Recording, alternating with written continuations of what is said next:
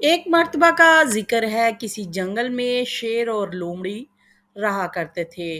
जंगल के तमाम जानवर उनसे बहुत परेशान थे क्योंकि वो दोनों ही चोरियां किया करते थे। एक दिन दोनों ने एक घर में चोरी करने का फैसला किया जो कि एक बंदर का घर था।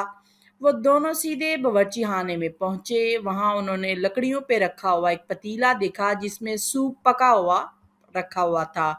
उन दोनों ने सोचा कि मौका अच्छा है, घर पे कोई नहीं है। पहले तो शेर ने अच्छी तरह खूब सूप पिया। जब शेर हो गया तो लोमड़ी बोली कि मैं इसे खत्म कर दूंगी। ये कहते हुए उसने जैसे ही अपना मुंह पतीले में डाला उसका सर पतीले में फंस गया।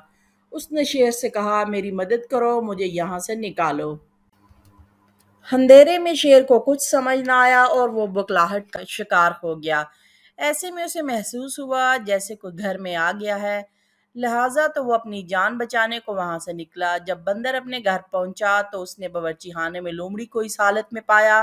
वो समझ गया लोमड़ी यहाँ चोरी करने आई थी।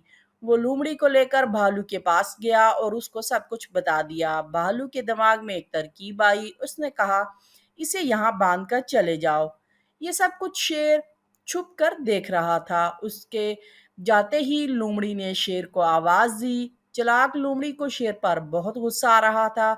उसने सोचा यही अच्छा मौका है शेर से बदला लेने का। उसके दिमाग में भी एक तरकीब आई। उसने शेर से कहा, भालू और बंदर मुझे सजा नहीं देंगे, इसलिए मैंने उन्हें बता दिया है कि मैं यहाँ चोरी करने नहीं आई थी बल्कि यहाँ एक और चोर को पकड़ने आई थी। लेकिन वो भाग गया और मैं पकड़ी गई। बंदर और भालू ने मेरे सच बोलने पर कहा कि वो मुझे इनाम में एक हिरन देंगे। ये सुनकर शेर के मुंह में पानी आ गया। उसने सोचा क्यों ना हिरन वो ले ले। उसने लोमड़ी से कहा, हिरन तो मेरी पसंदीदा खुराक है, क्या ऐसा नहीं हो सकता कि तुम वो हिरन मुझे दे दो।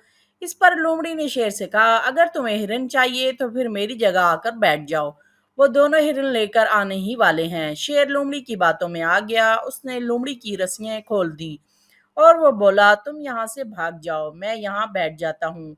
शेर को लालच देकर चालाक लोमड़ी वहां से अपनी जान बचाकर भाग निकली।